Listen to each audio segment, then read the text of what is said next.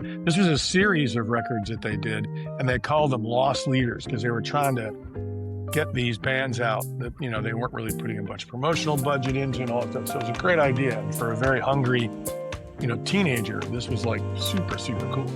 Hi, everyone. Welcome to this week's episode of Grooves of Influence, the podcast where we discuss the most influential album to artists. And this week, I am super excited to be introducing William Garrett. How's it going? We're doing great, Xavier. So nice to be here with you. Yeah, same here. Same here. And so every conversation, I want to give the audience a little bit of context on who you are, what you do. If you want to share a little bit about yourself, that'd be great. Sure. I'm a producer, recording engineer, mixing engineer. I've been doing it for quite a while. And I got my start as a musician, wanted to be a rock star like everybody else. And then went to music school, studied classical music, and then studied jazz at Berklee College of Music. And back in those days, Berklee did not have a recording program like they do now. Now it's the biggest program. I was just up there teaching last spring, and it was really great. And so I ended up getting a job sweeping the floors in a recording studio.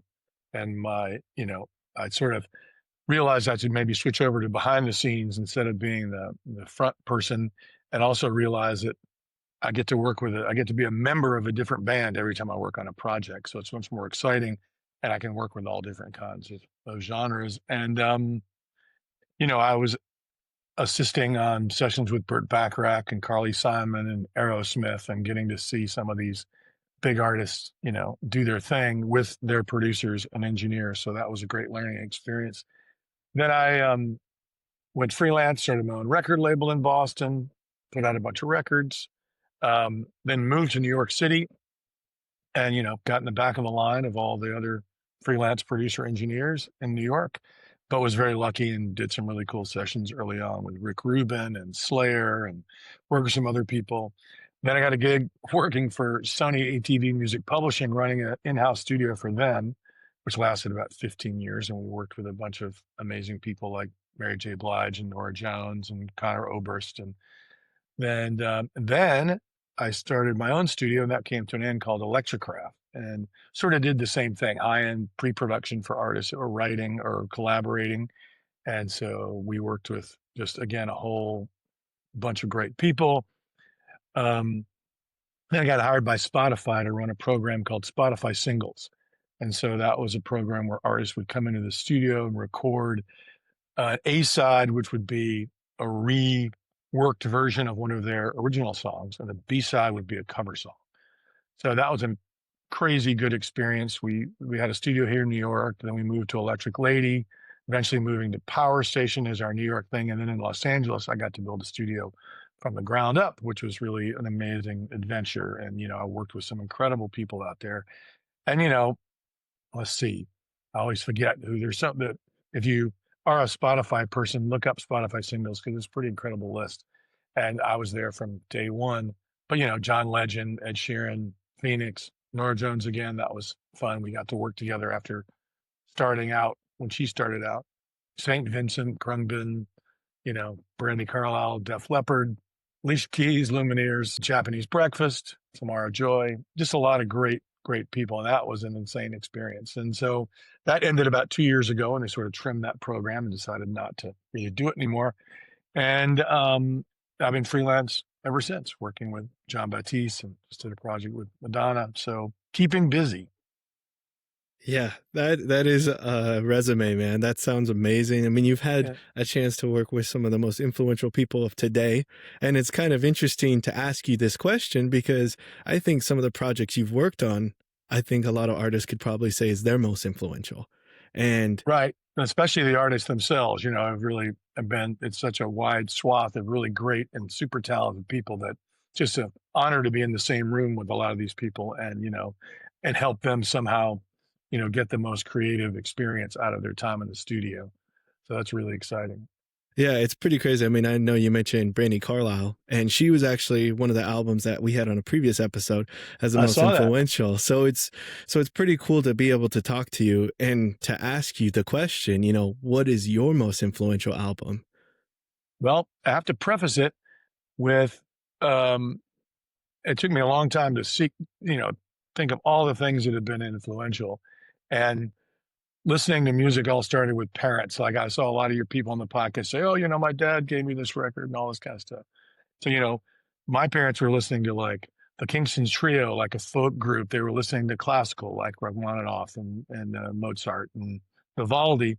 And they were also listening to like the Sound of Music soundtrack and South Pacific and some jazz, Glenn Miller, Artie Shaw, that stuff. And then what turned me around was when my father brought home Meet the Beatles, which was the American release of their first record.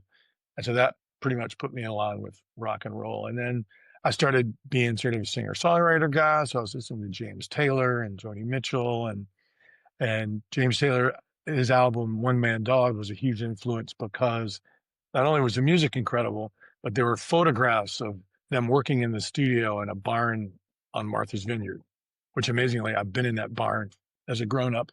And it's I was like, how do I get to do that? Like that looks super cool, like being in the studio with these cats.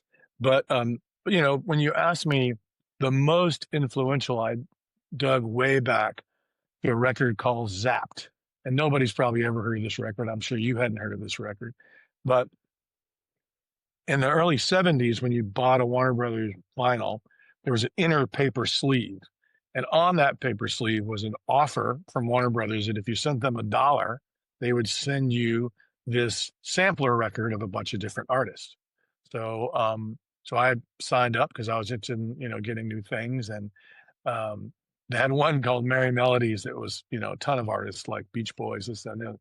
But the one that struck me was a record called Zapped. And it was called Zapped because it was curated and mostly produced by Frank Zappa. So I never heard of Frank Zappa. And so I got this record and I put it on and it completely like blew my mind.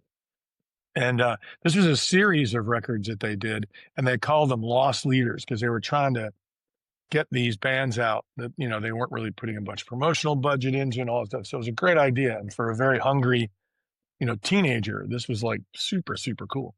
So I put the record on and it was just nuts. I mean, you listen to it, it's like some of the weirdest stuff I'd ever heard.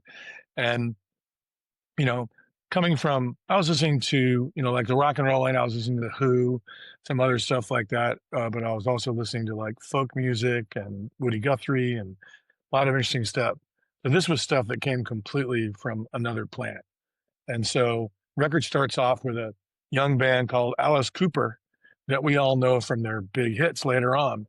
But on this record, there are two cuts on this record by them, and one of them is this sort of fakey orchestral thing, and the other one sounds like a British pop group from the 60s. It does not sound like the Alice Cooper of Schools Out and all that stuff that we know. So it's like, wow. And there's some great stories about Alice Cooper meeting Zappa and them coming over to his house to audition and stuff like that. So this obviously came from that relationship that probably started mid-late 60s. And then I'd never heard of this guy, Captain Beefheart, before. And it's the weirdest spoken word, like over this trippy music.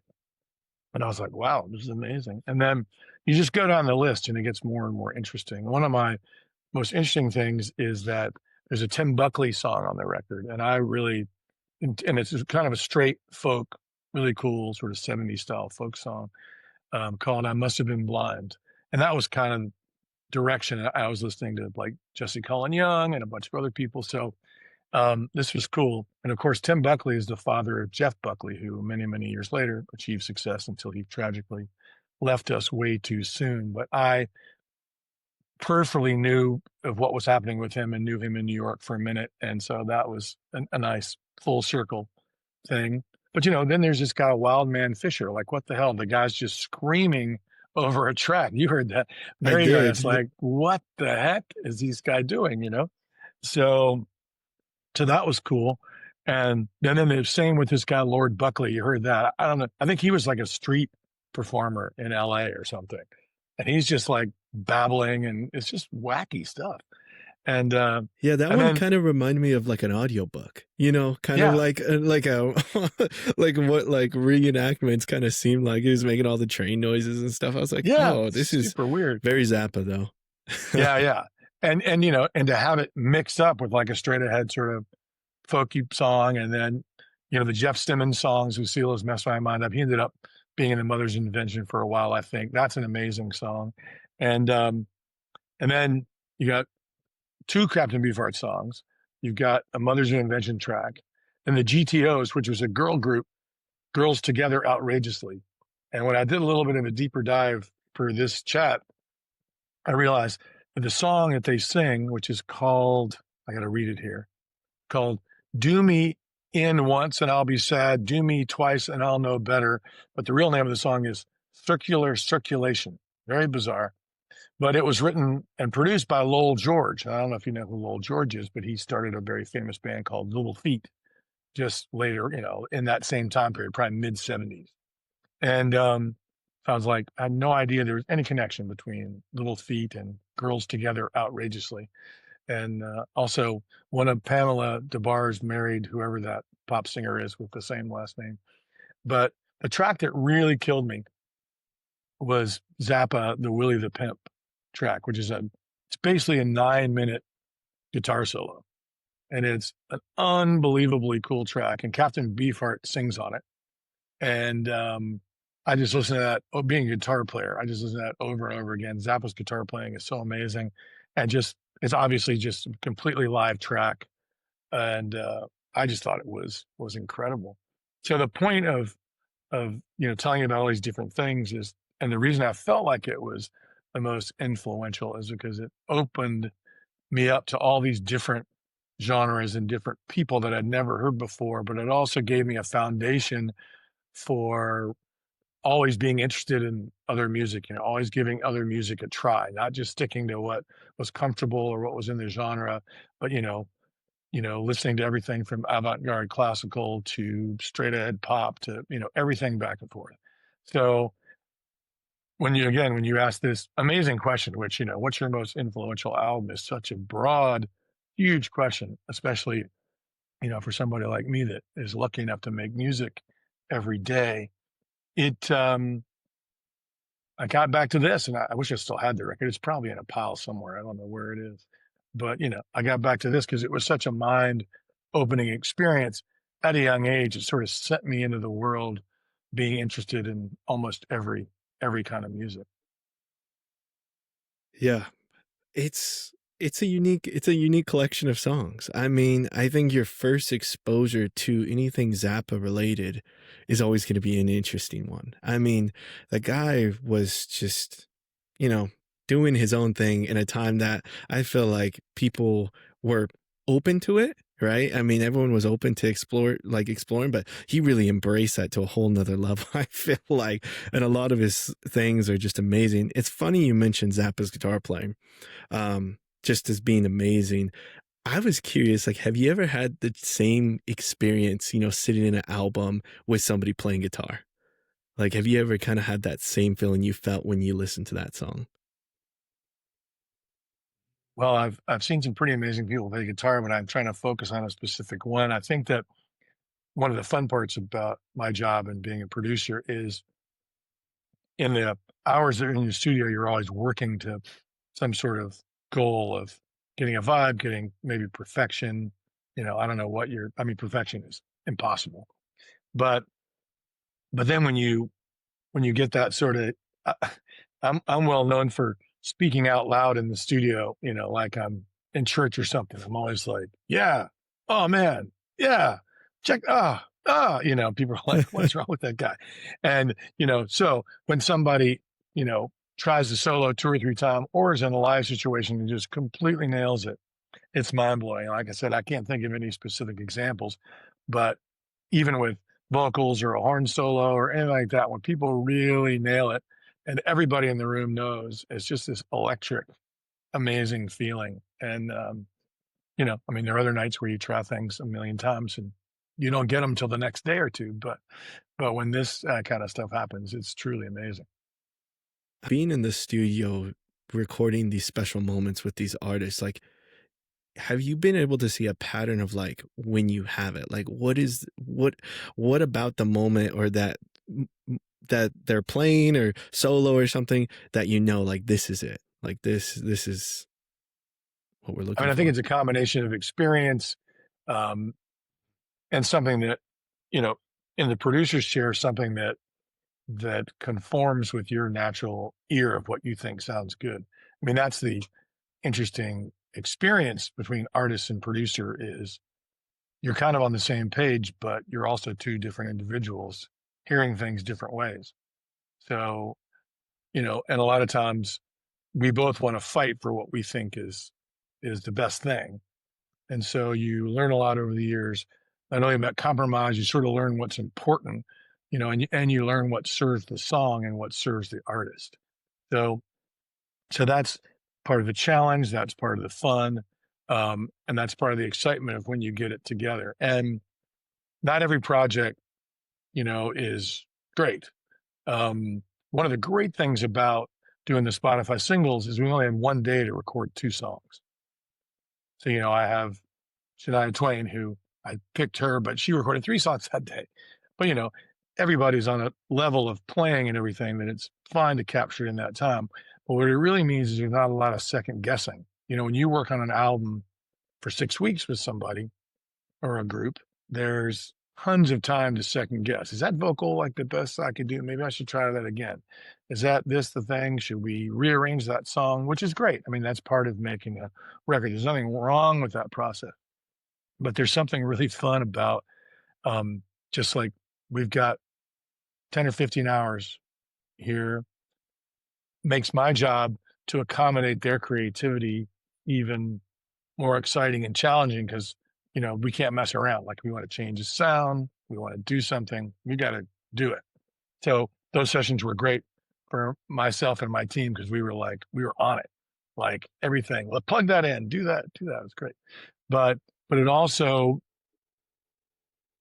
there was a spur of the moment mentality to it that I think a lot of the artists really liked because they weren't under a lot of pressure. They were just like, yeah, we're going to record a couple super cool songs. And so I may have lost the thread of your original question there, but anyway, it's, that moment is when the stars align is rare, but it's amazing when it happens. And one of the great things again about having experience is you kind of know what matters. So instead of getting in an argument with somebody about some little thing, you're just like, okay, let that go because the rest of this stuff is really serving the song well, and we're getting what we need. So that keeps it lively. I mean, I can imagine that listening to a lot of music and exposing yourself to different things lets you be able to know when those stars align, like exposing yourself to things like Zappa and all those things.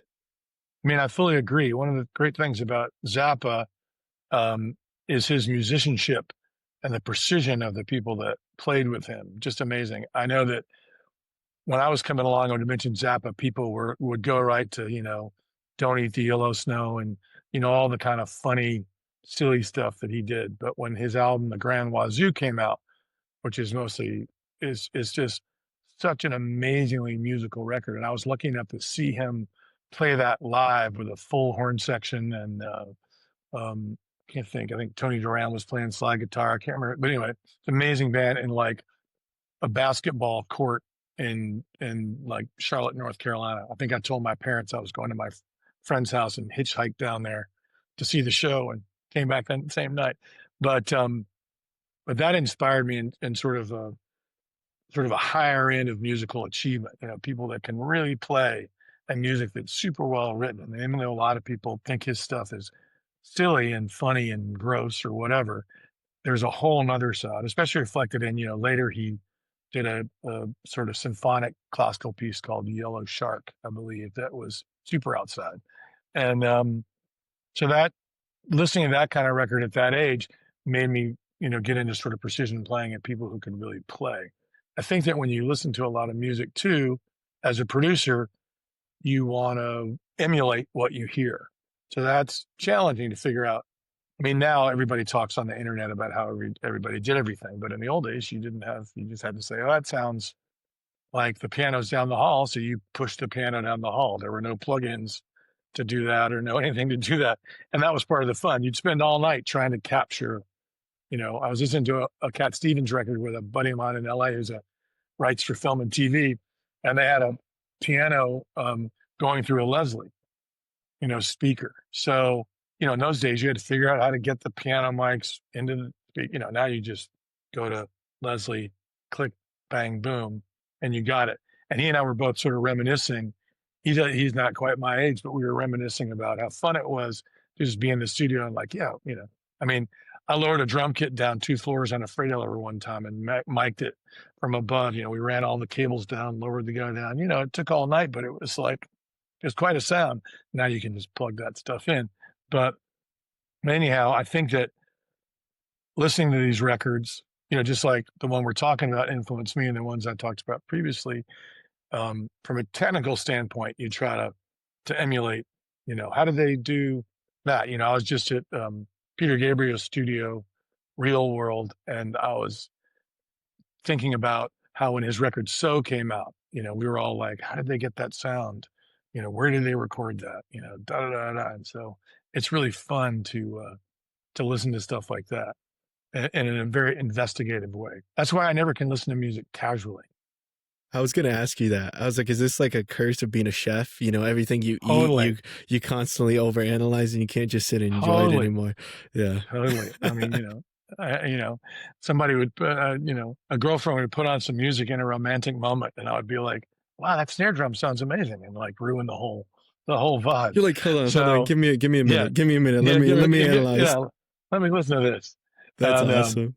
So, and now a lot of records kind of sound the same because everybody's using the same tools to make the records. And so it's fun when you get a hold of something that's come out recently where you're again like, how did they make those sounds? Like, that's amazing stuff. So yeah, I'm doing a project right now with an amazing, I was just mixing before we got on the call, amazing group called Bandits on the Run, which are sort of a neo-folk trio, cool stuff.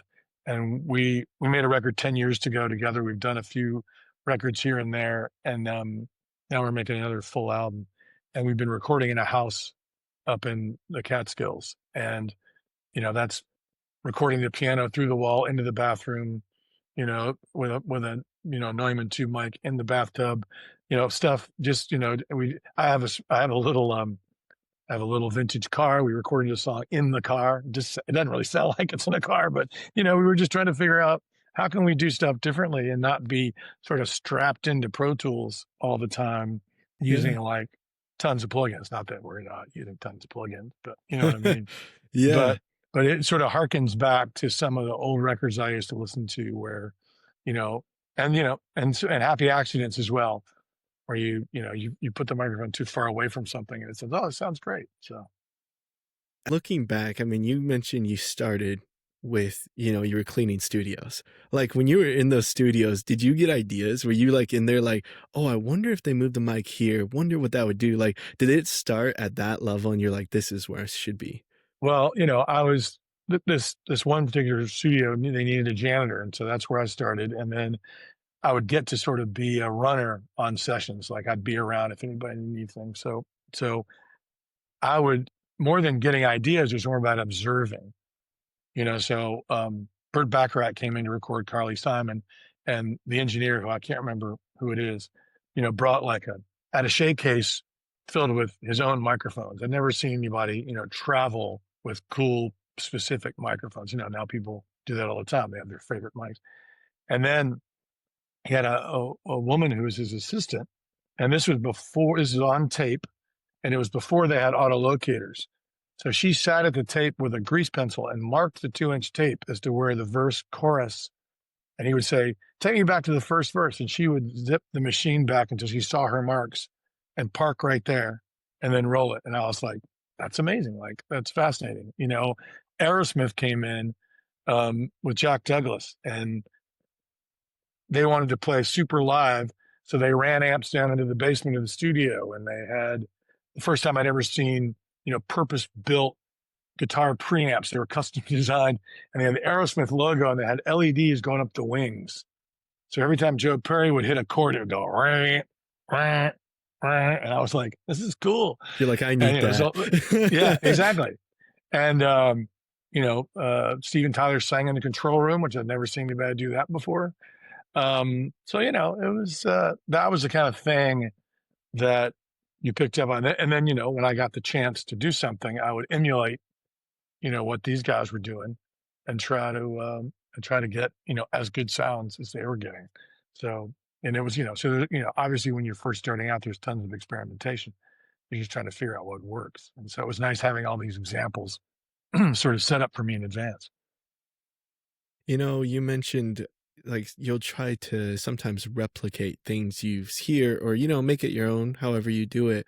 Um, Going back to the album, is there a time that you remember there was a certain element in this album that you've gone back to and used in a song that you've made? It's funny because I hadn't listened to this record until this came up. So I just listened to it, probably right before you did, like last night. And the Tim Buckley track really stood out to me as sort of the way I was kind of making records early on. There's pretty severe panning in the thing, which I'm still to this day a big person about. Now I feel like I can almost achieve a three-dimensional mix with just kind of where you put things and what volume. And and I think the Willie the Pimp track, I would still try to emulate that kind of a feel in a live session, to try to get the players to work together in a way that just is so intuitive and flows so incredibly well. So those would be off the top of my head. I mean, I still like every now and then I like a good spoken word thing and other stuff. So that may have started from this time. And but I think again, just the main takeaway is an openness to a lot of different stuff, and then a real interest in experimentation when you have time. When you don't have time, you got to get it. You got to get it done and get out of there. Studios are expensive, so Yeah, mixing art and business is difficult, I imagine, and a thing you learn over time, with your experience, right? yeah. I mean, I think you start out not worrying about business.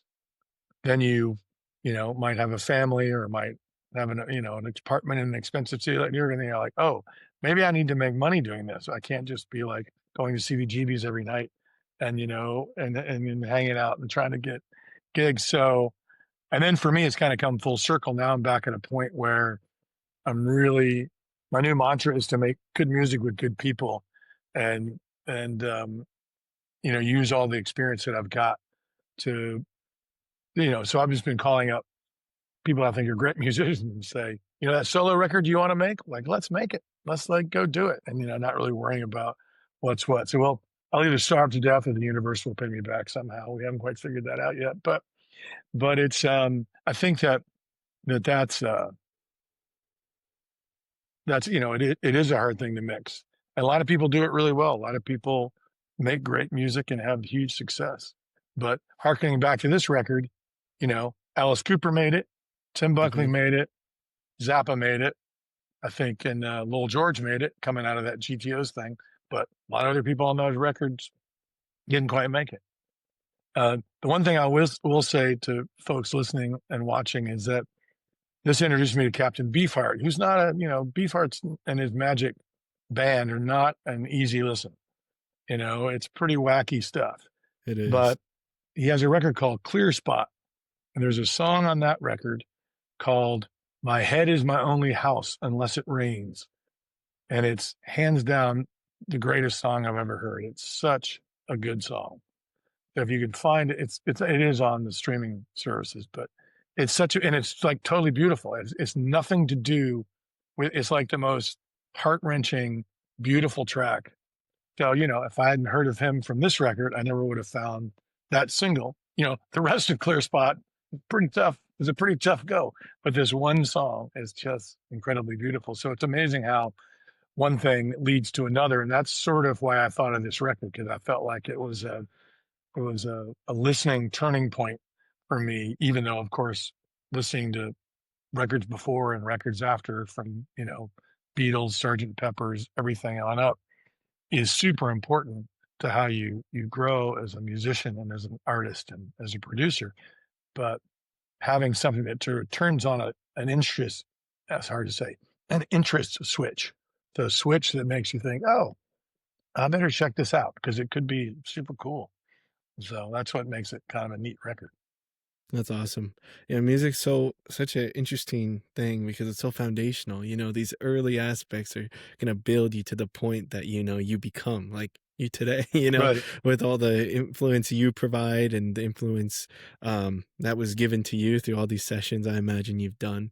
Well, Um, it's sort of involuntary. yeah, You just take it all in, and then you become whatever you become. So it's really interesting to kind of look back at it and think, oh yeah, this probably was a you know change of direction. So it's pretty cool. yeah. I imagine sometimes it's hard to really pinpoint the specific moments that things like this would impact you, but Yeah, overall, it just is a part of who you became and who you are today. So it's pretty cool to reflect on pieces like this that maybe are a little different, than the typical Beatles album. Don't get me wrong, amazing, but this is a yeah, cool exactly. cut. And you and know, and of course, the Beatles albums got different and crazier as they progressed and all that stuff. But it is interesting when I was mastering a record once when I had my record label, and um, I walked by another mastering suite. Guy's name is kind of just flew right out of my head. But he's an amazing mastering engineer. But he was mastering a record, and he said, "Hey, you want to come in to listen?" And I walked in and we chatted for a minute, and then he put the record on, and it was "Owner of a Lonely Heart" by Yes. Da-da-da-da-da. It was Trevor Horn, who's a totally amazing producer and really changed the way. So just at that moment, so I went right back to Boston and started stealing everything I could from that stuff. So it really is what you hear and what changes your point of view. yeah, I almost feel like definitely back then the magic was being able to, like you mentioned, like being able to take what you hear and recreate it. Because I mean, that how do you know how to do Yeah. that? It's kind Well, of and crazy. also Trevor Horn had a Fairlight, the first sampling machine, and I didn't have that, so trying to recreate that without it was really fun. Yeah, I bet. And before we wrap up, I just wanted to give you a chance if there was anything, we haven't talked about on the album yet that you think should be mentioned. Is there anything that hasn't been said? Well, I think just finding that place where it was just a signal to me to be more inventive, to be more interested, and people always ask me, I say, oh, I'm a record producer, and they're like, well, what kind of genre? And I'm like, you name it. I've never made an opera record before, but everything else I've pretty much done from, orchestral film scores to this to that. So I feel like I said before, I feel like this might have been a turning point. I mean, maybe I already was pre-programmed to have that interest in everything. And Mm. luckily I was exposed to a lot of different music growing up. So it made it more interesting to, some people love rock and roll but can't deal with classical. Some people love classical, that kind of thing. I'm just like, take me to a jazz club, take me to Carnegie Hall, take me wherever I can go because, especially on that level, it's all so absolutely brilliant. And so, yeah, this I hope was the spark that was like, just go listen to everything, take it all in, and then as an artist, it even I make ambient music on the side under the artist name Singleton, and a lot of the stuff influences that as well because you're sort of in an orchestral, with synthesizers and different things and guitars and making as much weird noise as you can, and I'm sure that goes back to listening to this record, many many many years ago. So it's fun. Why do you think as we progress in making music like longer, we go for a more weirder route? Like, I don't Maybe we have no more nerve, and we're not worried about commercial success as much. Maybe that's it. I don't know, but maybe yeah, I find it never weirdness for weirdness sake though. Just weirdness that turns out to sound good. yeah, that's awesome. And so for all the listeners that want to kind of experience your sound, connect with you, how would you recommend doing that? Well, the largest body of work is in one place, the Spotify singles series. I stopped doing it a couple of years ago, and more have been released since then that I didn't work on. But I definitely had a hand in it for the first 8 years. I can kind of draw a line on the list. It was like, okay, here's the last thing I Yeah. think I can't remember who the last thing I did was. Maybe Sabrina Carpenter was close to the last, but there's that.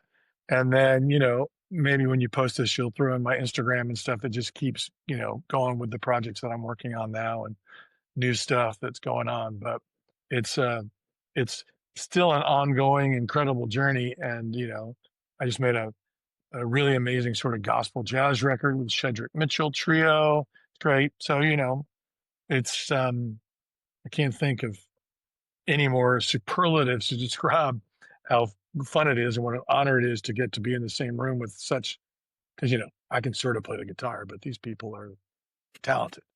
They're really good. So I'm lucky to be, elbow to elbow with them at the recording console, figuring out how we can make the best thing possible. So it's tons of fun.